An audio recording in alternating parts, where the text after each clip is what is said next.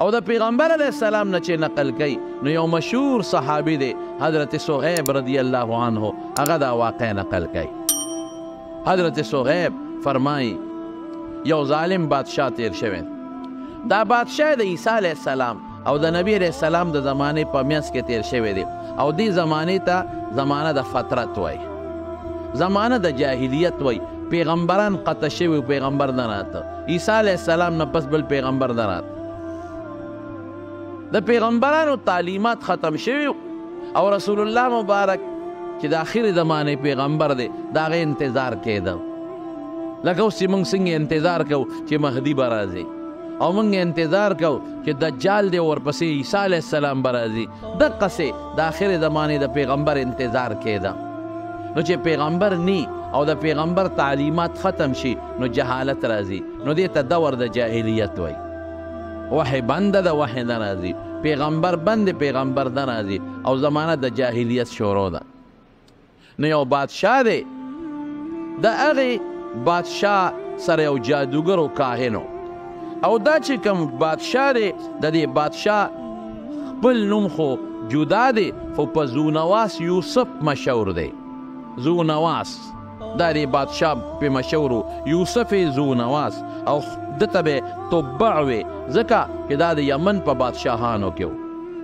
د یمن بادشاهانو ته به دوی تبع وي، د هر بادشاه لقب به تبع، او د خپل نوم زرعه و، زرعه د نوم، او تبع لقب، او زونواس یوسف باندې دی مشهور. نو د سره یو کاهن و جادوګر و، دی بادشاهانو به دا کاهنان ساتل او جادوګران به ساتل. هغوی به ورته د خوبونو الوی، هغوی به ورته د ستورو الوی، دا نجومیانو چې داسې به کېږي، داسې به کېږي، داسې به کېږي. اوس هم ځای په ځای دا نجومیان شته دی، کاهنان شته او کوډګر شته. دا مشهور د ساحرانو د کوډګرو استاذ و امام، او ډېر لوی قابل سړی و په دې نجومو کې. نو دغه ساحر کاهن دی بادشاه ته وی یوسف زونواس ته چې زه مرم بوډی، او که زه مړ شم نو زما دا علم به ما سره قبر ته لاړ شي، بل به څوک داسې نی چې دا علم هغوی بیا پیدا کړي. دا ګورې حضور پاک حضرت صہیب رومي ته دا واقع ذکر کوي، د نبی علیه السلام خپله مبارکه واقع ده. نو چې زه مړ شم دا جادوګر وایي نو دا علم به سره قبر ته لاړ شي، بل به څوک هم نی چې هغه دا علم بیا خلکو ته وښیي او یې زده کړي. نو یو هلک ماله وګوره چې زه هغه ته د خپل علم وښیم، که زه سبا مړ شمه نو چې تا سره زما دا علم پروت دی. خو هلک به داسې ګوری چې هغه کې دوه صفته یو به د هوښیاري قابل وی، او دویم به د ښه نسب سره تعلق لري، شریف النسب چې د بهتر نسب سره تعلق لري. نو چې داسې هلکي چې هوښیار او قابل چې دا علم ورته وښیم چې دا زده کړی شي، او چې د ښه نسب سره تعلق وي، نو د ښه نسب والا خلکو خلک قدر او عزت کوي، احترام کوي، نو د ده به بیا د دې علم پوره ترویج به وشي. یو عام غریب کور کې یو هلکي علم وکړي، او د یو عالم په کور کې یو سړی علم وکړي، د دواړو منځ کې دا خلک په حقیقت کې خو خدای ته چې څوک نږدې دی هغه وي، لیکن خلک بیا د هغه لږ زیات قدر کوي. بادشاه دا خبره خوښه شوه، او یو خپل خانداني هلک ډېر هوښیار او قابل هغه یې وله منتخب کړ چې دا هلک هوښیار هم دی، قابل هم دی، او زمونږ خانداني دی، د ښه نسب سره هم تعلق لري. نو ورته ویې بچې ته ځه د جادوګر له، د راهب له، د نجومي له، او دا علم ته زده کړه. دا هلک به ته هغه نجومي راهب له، نجومي کاهن له، جادوګر کوډګر له، او څه یې زده کول. دی به روزانه سهار ته او مازدیګر مثلا راته به په دې لاره کې یو عیسایي راهب و، د هغه عبادتخانه وه چې د هلک په دې لاره ځي، د دغه عیسایي راهب د عبادتخانې ولیده، نو هر ناشنا شي سړي له خوند ورکوي. د ویل لکه دا جونګله کې څوک اوسېږي، نو دې ورننوه چې ورغی، هغې کې یو بوډا سپین ږیری سړی ناست دی او د الله عبادت کوي. دغه بوډا عیسائی دی، د عیسایانو راهب دی، خو سوچه مسلمان دی، هغه عیسائی نه دی چې عیسی علیه السلام ته خدای وایي یا د خدای زوی ورته وایي. اوس عیسایانو کې اوس هم راهبان شته، خو اوسني راهبان په سمه لار نه دي، دا ګمراهان دي. ولې؟ ځکه عیسی علیه السلام ته څوک دریم خدای وایي، څوک ورته د خدای زوی وایي، او څوک ورته نفس خدای وایي، وایي خدای راغلی دی او په ده کې ننوتی دی عیاذا بالله.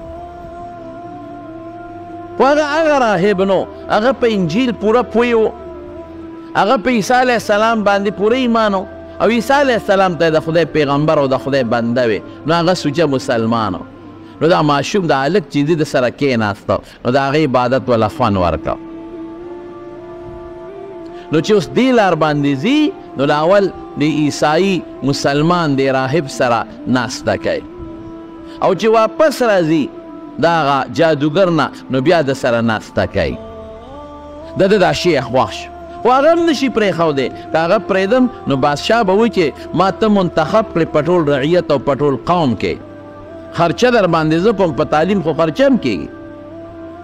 ستا مور پلار له ته ګټه کوې، د هغې تنخوا ستا په دی زه ورکومه، او راهب او پادري مې مجبور کړی چې تا ته دین او ښه علم وښیي خپل، نو ته پکې نخرې کوې. نو بادشاه نه هم یارېده.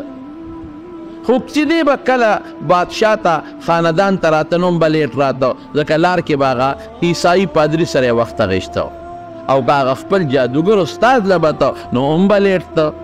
نو دلته به ورته دی غوسه شو، ته ولې لیټ راځې؟ هلته به ورته هغه غوسه شو چې ولې لیټ راځې؟ نو ده د دې عیسائی راهب سره مشوره وکړه چې کاکاجي زما خو باباجي ستا دا شی ډېر خوښ دی، او ستا دا دین مې هم خوښ دی، خو چې تا سره ایسارېږم، تا نه زده کړه کومه، نو چې کور ته ځم نو هلته راته بادشاه قاري، او چې پادري له هغه او جادوګر له ځم نو هلته هغه قاري چې ناوخته دې کړې. نو ده ورته وی بل څه خو نه کېږي، خو بهانه به درته وښیم چې کله جادوګر له ورشې او درته وایي لیټ رالې، وی کور کې لیټ شوم، او چې کله بادشاه له واپس لاړ شي او هغه وی لیټ راشي، نو ورته جادوګر سره لیټ شوم، بل څه علاج خو یې نه کېږي. نو دې هلک به دا چل ولکاو، دلته دین زده کوي، هلته جادو زده کوي، دلته ایمان زده کوي، هلته نجوم زده کوي، دلته د انجیل او د خدای علم زده کوي، مسلماني زده کوي. موږ ورته مسلماني، خو زموږ د دین نوم دی، خو بهر کې دلته مسلماني زده کوي او هلته جادوګري زده کوي. شش و پنج کې د دې غریب هم. نو یو ځل په لاره را روانو، او په لاره یو لوی حیوان دی ځنګلي، او لارې بنده کړې، شرمخ دی، زمری دی، هر څه شی چې دی، خو نبی علیہ السلام مبارک ورته یو دابه یو حیوان ویلی دی، یو داسې حیوان دی چې ټوله لارې بنده کړې دی. خلک هلته م ولاړ دی او دلته م ولاړ دی، او شارع عام کې دی، نه څوک په داسې ورتلی شي یریږي، او نه څوک په هغې راتلی شي، او غزار هم پرې نشي کولی. غزار کې خو در پسې حمله کوي. دا هلک راغی ویې کتل، دی خوا هم جلوس دی، خوا هم جلوس د دنیا خلک دی. هلکه دا څه چل دی؟ دا جي ځنګلي څه شی راغلی دی او په دې لار کې هم لاس دی، نه ځان له قول هم نشو کړه، را باندې حمله نه کړي. هغه خلک هم غزار نشي کولی چې غزار کې په حمله نه کړي، او په غزار به څنګه وکړي؟ په کاڼي خو شی نه وجلېږي، غزار خو په کاڼي ولي که نه، نو په کاڼي به ولګي، نو زخمي به هم نشي، در باندې به راغر وي، بیا به څه کوې؟ لوی مصیبت دی. دې هلک وی راشه مقراله، زم په شش و پنج کې ما چې دا ملا صاحب په حقه دی د عیسائی، او که هغه جادوګر په حقه دی، ظاهر کې خو راته دا شی ښه ښکاري. جادوګر خو مشرک دی، کافر دی، اخو یو خدای نه مني. وی دې خوا شه، خلک اخوا شو، چې خلک اخوا شو، نو دې هلک دا کاڼی راواغېست، او چې کاڼی اوچت که، وی بسم الله، او په دې زړه کې څه وی؟ یا الله، که دا راهب په حق ی که نه، دا عیسائی، دا ملا صاحب که دا په حق ی، نو خدایا په دې کاڼي دا شی چې ولګي او مړ شي، او که دې په حق نه او هغه جادوګر په حق ی، نو بیا په خدای مه وژنه. اوس به پته ولګي چې کوم یو په حقه دی. نو دې چې کاڼی څنګه اوچت که، الله که دا پادري په حق ی که نه، دا راهب، نو دا شی مړ کې چې کاڼی اوچت که او کاڼی شغال که، په ټس باندې هغه حیوان په دا سر ولګېده او لته وټکولې او مردار شو. اوس په کاڼي په سر لګېدل هم ګرانه خبره ده، لرې ځای نه ولي نږدې خو نه دی ورسره، او بیا د هغه مړه کېدل هم څه وړه خبره نه ده. خو بس الله پاک دا کاڼې د هغه زمري دپاره داسې کوي لکه چې په ټوپک یو سل ډزولې او بس ساتې وښیي. په دې زمرو خلک په ټوپک هم ډزې کوي او مري نه راغورځېږي نه، دېږي دومره وازګې مازګې وي.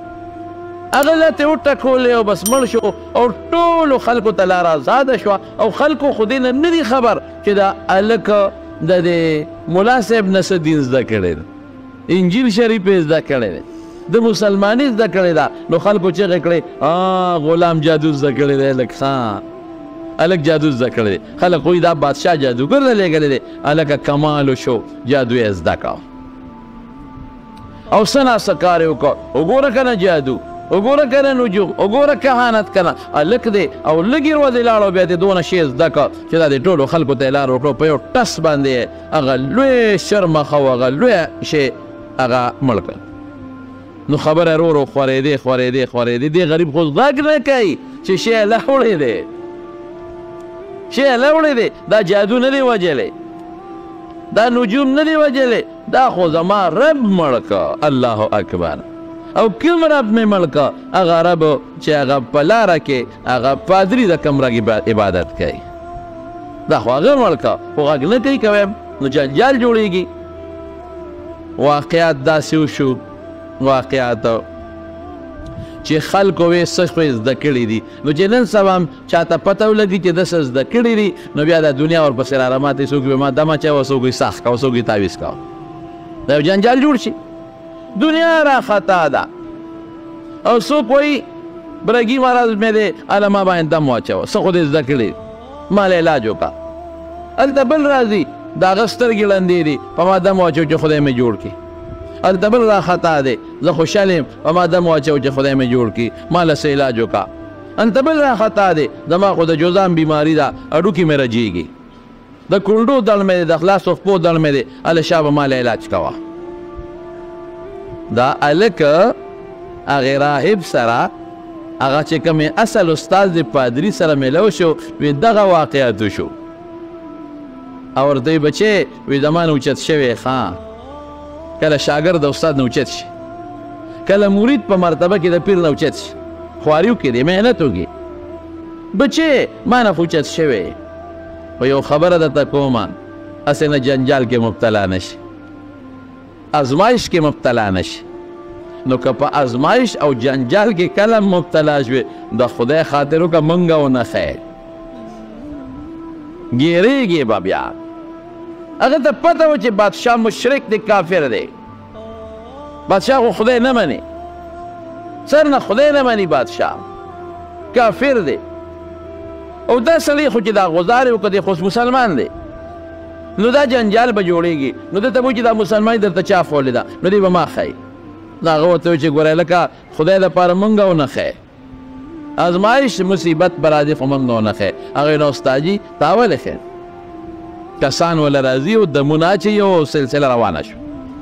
او د خلکو دا خیال دی چې دغه جادو زده کړی دی. ملا صاحب نه خو نه دی خبر چې د هغه نه څه زده کړي دي. نو د بادشاه په دربار کې یو اهم سړی و، په سترګو ړوند و، نابینا په دواړو سترګو، او سړی اهم سړی، هغه د مټه هغه ته چا الوي، ورو ورو پروپیګنډه وشو شو چې هغه ته چا الوي، نه وله راغی لاس نیولې چا راوست. هلکه زه خبر شوم چې تا علم زده کړی دی، نو زما سترګې ړندې دي او په ما دم واچو، که خدای مې جوړ کړي. خدای نه که زه جوړ شم، دم واچو که زه جوړ شم. دا هلک ورته وایي چې زه خو جوړول نه کوم او نه جوړول زما کار دی. وی دا د چا کار دی؟ وی دا د الله. یو دم د باندې اچومه، خو چې کوم رب دې جوړ کړي په هغه به ایمان راوړی.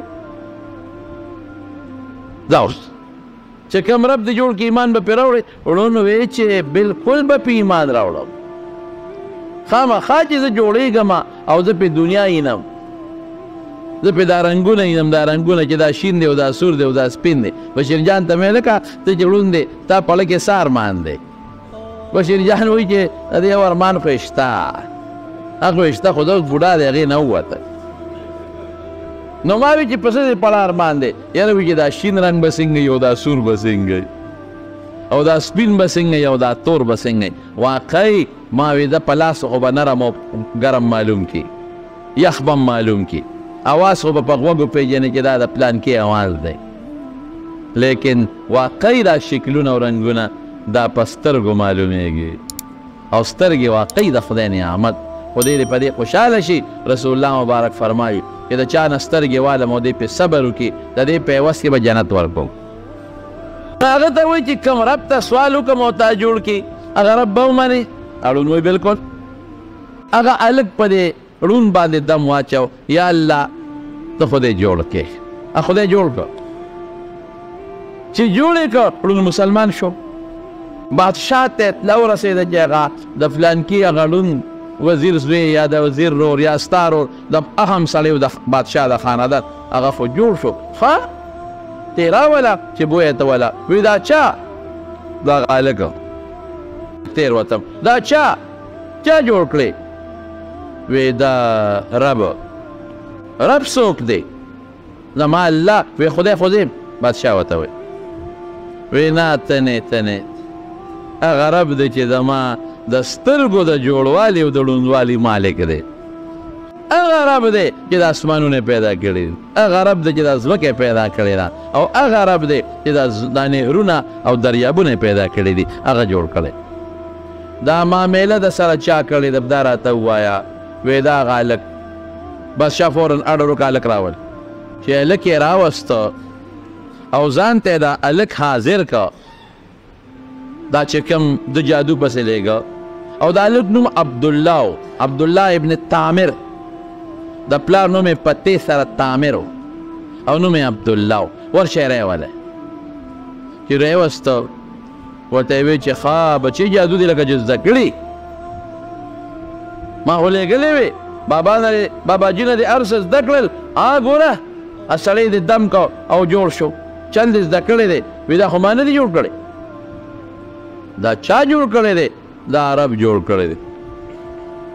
څه دې ووې؟ او کنه رب جوړ کړی دی. وی رب خو دې زیم. وی زه ټیزه نه. ته پسې رب یې؟ ته رب نه. رب هغه ذات ته چې دا ټول کائنات او ځمکې اسمانونه او تا او ستا پلار یې پیدا کړي. بادشاه وی دا ړوند چې جوړ شو دا هم جیل کې واچوی او دا هلک هم جیل کې واچوی. او چې کله تحقیق شروع شو انویسټیګیشن چې دا چا دا څیزونه خولی دي نو بیا خو سړی نشي ټینګېدی. نو هغه راهب یې وښو پادري یې وښو چې دا خو فلانکي پادري درته راچل خولی دی. بادشاه پادري راوست وي دا ټول روانې ستا دی. دا جنجال تا جوړ کړه ګنې دی خو ما جادو له لېږه او تا لار کې راټینګ کړه خپل څیزونه دې ورته وښول. نو د پادري متعلق وی اډر وکړه. وی دا دې وتړی او اره وله په سر کېدی وی اره یې کې تر ویښه پورې. نو راهب غریب وی اره په دا سر باندې ورته اره کېښوده او تر خپو پورې اره که نیمې یو خوا غورځو نیمې بل خوا غورځو. زما وروڼو قسم دی که تاسو نن میډیا وکتله که او بالخصوص دا سوشل میډیا ورته وایي که دا کومه میډیا ورته وایي دا ستاسو فیسبوک میسبوک والا نو دا یاد نن په برما کې تازه کېږي. دا یاد نن برما کې تازه کېږي چې ما واورېدل چې ګاډي پورې ولې یو خپه وتړي او بله نو په دا میندې یې نیم کړي او ټیکټر یې پې د پاسه ګردۍ وې تړي د پاسه پې ګردۍ او پارو باندې یاره کوي. او هغه تکلیفونه مسلمان ته نن هلته میلاویږي چې انسان په حیثیت د انسان د هغې برداشت هم نشي کولی. مسلمان خو لا ډېره لویه خبره. نو راهب یې راوست هغه له په سر باندې اره کېښوده هغه یې په میان دوه ځایه او د هلک ته یې وی عبدالله ابن تامر ته وی تا هم نه پرېږدم خو تا سره یو بل چل کومه تا د غره رارغړومه چې سم دې ډکرې ډکرې کړم او لاندې د غر په ویښ کې به پروت دی چې دا مارغان دې دا غوښې وخوري. نو پولیس پوج لی ورکوي دی پوځ یې پلان کې غر ته او چې د غر څوکې ته وخېجوې نو دیکور کې لاس پې وله وتړی او راویرغړوې چې ښې دا وجود ټوټې ټوټې شي او دا کاڼي دا سر او دا مخ ښه وډبئ او لاندې دی ویښ لراشي او په دا ویښ کې زخمي پروتي ټوټې ټوټې او دا مارغان ته دا غوښې وتښتېد دې څنګه به راوخېجو د غر سر ته نو ګوره جند او مرګ خو مونږ وایو چې د چا په لاس کې دی د چا الله لاس کې الله په دې غر یو زلزله راوست او داسې جړق پرې راغی په غر باندې چې دا هلک په کم تیږه ولاړو هغه ځای نه مو نړقېده او چې هغه کم پوج او پولیس په کمو کاڼو ولاړو هغه ټول لاندې وښویېدل او ټول غرق شو دی بچ پاتې شو واپس راغی بادشاه وی څه چلو شو وی دا چلو شو وی ښه ده اوس پته ولګي دا خو یو اتفاقي زلزله وه ځه ته بچ شوی مړه شو وی داسې وکړې دې بوځې او جمدې جاړې دریاب ته ورغورځوې چې دا غوښې مارغان وخوري کښته یې ورکړه او په کښته کې کېنو چې خره دریاب منځ ته شی چې دې رونخېږي غاړې ته نو ورشغالې کې چې دریاب منځ ته شو الله پاک ټوټې ټوټې کړه کښته او چې څومره کښته غرقه شوه چې کوم پوج پولیس ورسره وه ټول دریاب ته پرېوتل مړه شو او دې په یو تخته خدای بچ کړه او غاړې ته یې راوست الله مدد کوي دا ګورې منګړت قصه نه ده ما مخکې حواله درکړه رسول الله مبارک فرمایي صهیب رومي ته نقل کړي او د حدیثو مختلفو کتابونو کې دی واپس راغی بادشاه وی چې نه دې پرېږدم وجدم خو دې خامخا هلک وی بادشاه سلامت خپل خلک مه وجنه ما نشي وجلی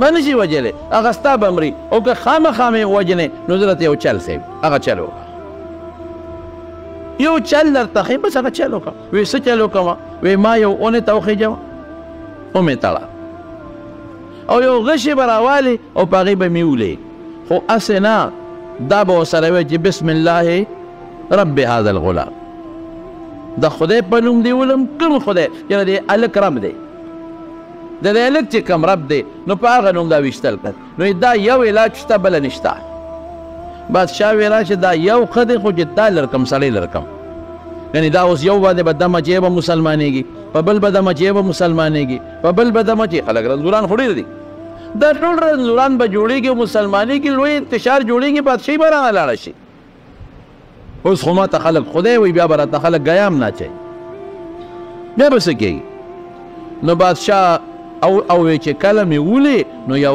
خلک به راغونډی مخلوق به ټول راغونډ کې بادشاه وی چې دې خبره کې وزن شته مخلوق به راغونډ کړم نو چې دې مړ کړم نو خلک به ویریږي د دنیا خلک یې راغونډ کړل راشئ هغه هلک وجلی کېږي کوم هلک چې د بادشاه خدای نه مني کوم هلک چې ځان ته وایي چې زما رب شته دې اوچت کو یو ونې پورې وتړه او بادشاه غشې راواغېش په خپله وی ګورئ چې وجنم یې که نه وجنم چل خو ورته هلک په خپله خولی او چې غشې راخ کوي بسم الله رب هذا الغلام د ما دې په هغه الله باندې د هغه نه مدد غواړم چې کوم د دې هلک رب دی او چې غشې وویش ټاس چې دا غریب په دا سڼې ولګېد هغه ورته چل خو په دقه سڼه ولګېد او چې په سڼه ولګېده نو سڼه باندې چې خو چې غشې وردن نه شي خو مازغو ته رسېږي نو غریب شهید شو وفات شو خو چې دی شهید شو وفات شو نو خلکو ویې لکه دا هلک خو په رښتیا و دا خو رښتونی دی او د دې هلک رب خو په رښتیا شته نو خلک ټول مسلمانان شو دړادر په هره محله کې 20 مسلمانان په هره کوڅه کې 10 مسلمانان په هره محله کې 140 مسلمانان بعد پکې کافر هم پاتې شو خو لګیا د اکثریت مسلمانېږي هلک په حق او جي هلک په حق او دا دې ګوره چې هغه ټکي واغه چې د هغې الله نه مدد غواړم چې د دې هلک رب دی نو دا بادشاه رب نه دی که نو بادشاه ته چا وی د یو نه یېرېدې دنیا مسلمانه شو اوس به څه کې بادشاه ظالم و بادشاه اډر وکړه پولیس فوج ته وی په هره کوڅه کې خندق وکنوئ په هره محله کې خندق وکنوئ نو خندقونه یې وکنول او چې دا کوم مسلمانان دي او د دې غلام د دې هلک رب مني نو ورته ووایه که واپس خپل دین ته راځي او دا نوي دین پرېږدي خو مې وجدې او که نه پرېږدي نو اور بلکې په دې خندقونو کې او د هلکان پکې ورغورځوه دا مسلمانان پکې ورغورځوه اور یې بل که اور خندقونه یې وکنول او خشاک یې پکې واچو او ښه مضبوط اورونه یې پکې بند کړل ښه مضبوطه او دغه مسلمانان یو یو به یې راغېشته او په اور کې به یې غورځاو شل زره مسلمانان شهیدان کړل. دا د یمن د نجران علاقه وه. نجران اوس سعودي حکومت کې دی. د نجران نه پورې غاړه یمن دی، خو هغه زمانه کې دا نجران دا د یمن حصه وه، د یمن د نجران حصه وه. نو 20 زره کسان دا یې غریبانان شهیدان کړل. او چې کوم د ده په دین باندې نو هغه د ده په دینو د بادشاه هغه پرېښودل. یو کس پکې و دوس یې نوم و، دوس، هغه وتښتېد، مسلمان و خو وتښتېد، باقي یو مسلمان پرې نه ښود، ټول شهیدان شو. یو کس پکې و دوس او تښتېد شام ته، مسلمان. نو قیصر روم هغه سره ملاقات وکړ او ورته ویې چې دقسې هغه څه عیسایي و، قیصر روم په دغه وخت کې څه عیسایي و، ورته ویې چې دغسې هغه کوم خلکو رب منه الله منه. نو هغه خو هغه ذونواس بادشاه مړه کړل ټوله. نو هغه وخت کې هغه سوچه مسلمانان لکه سوچه عیسایان به ورته ووایو، سوچه عیسایانو، او قیصر روم هم عیسایو. نو قیصر روم پې برهم شو. هغه وی ښه زما د دین خلک ولې 20 زره مړه شو. نو د حبشې بادشاه نجاشي به یې ورته وی، هغه ته خط ولېږه، وی فټافټ په نجران باندې حمله وکړه او دغه بادشاه سره د کافرانو مردار کا ختم. نو نجاشي بادشاه لاړ، هغه ورباندې حمله وکړه. چې حمله یې وکړه نو چې څومره هغه یوسف ذونواس بادشاه کافر هغه او د هغه چې څومره قوم و ټول یې مردار کړل، ټول ختم. او دا بادشاه دې په کښتۍ کې وتښتېده، دې دریاب کې کښتۍ کې کېناست وتښتېد. چې وتښتېد الله هغه په هغه کښتۍ پې اله وړې کړه او په هغه اوبو کې خدای هغه غرق کړه.